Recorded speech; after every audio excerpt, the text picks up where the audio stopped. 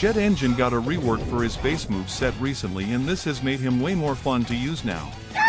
Today you're gonna die. But many people still don't know how to properly use him since he is still early access and has some really confusing moves.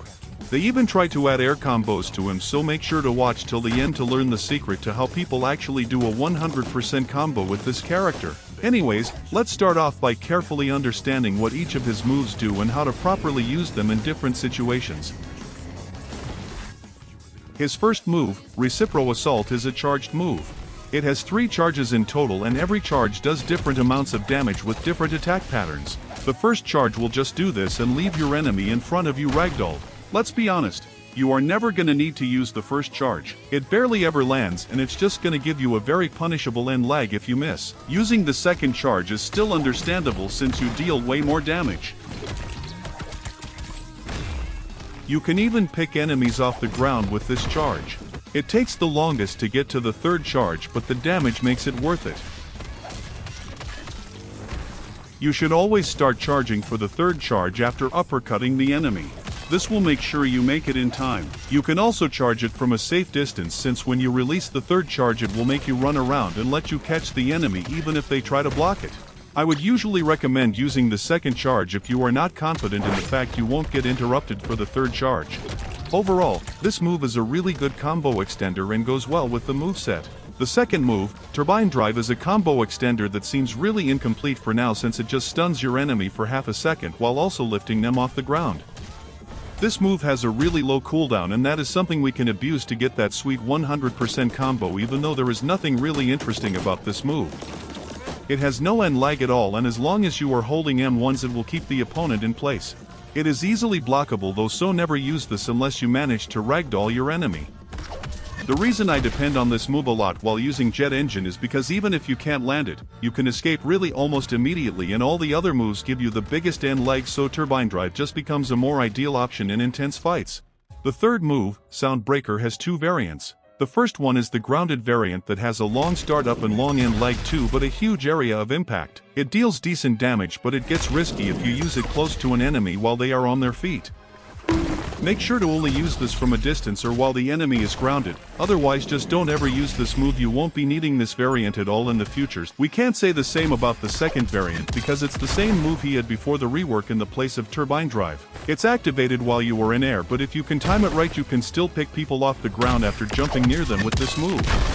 This variant is what I usually go for, since compared to the first variant it's really good since no end lag, which means you can uppercut then use another move. But you might be thinking you would usually just time the second variant wrong with the jump, but that is where the fourth move comes in to help with this issue. Jetstream is basically their attempt at adding air combos to this game, but it's honestly a really weird attempt since after holding it you take your enemy in the air, but you can't really M1 them unlike in other games. All you can really do is use a move, either Recipro Assault, which will automatically go to the third charge dealing a lot of damage, or use Soundbreaker, which will be the option you should always choose. If you just do nothing, it will just kick the enemy back on the ground, which makes it feel like it's not really an air combo at all. Turbine Drive just does nothing in the air, which they might change in the future, but honestly I think it's better this way, otherwise this character will be way too strong when it's released. Also, when you don't hold it, it's just gonna fling the enemy a bit forward and land on them. This is really weak, and I think you should always try to ragdoll the enemy first, then hold Jetstream on them.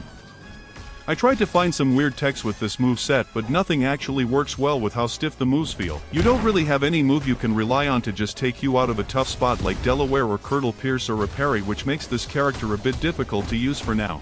Other than that, the passive can only be gained by finishing an enemy with Recipro Assault's finisher.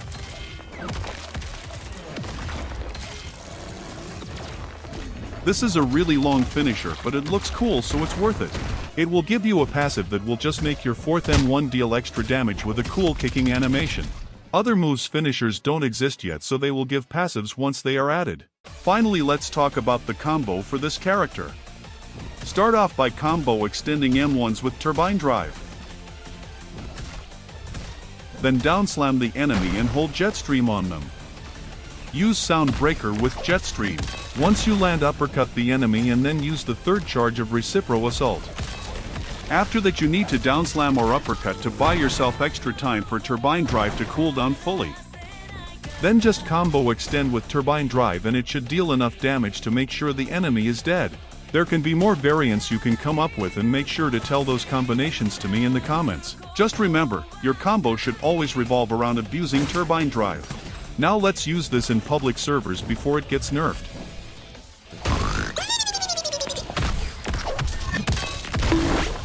Nope. Help! Gotcha, bitch! Help! Get him up, let him get up, let him get up, let him get up.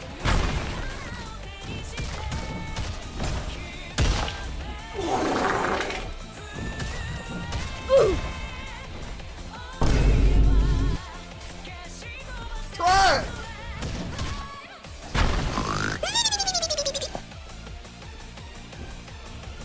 Gotcha, bitch!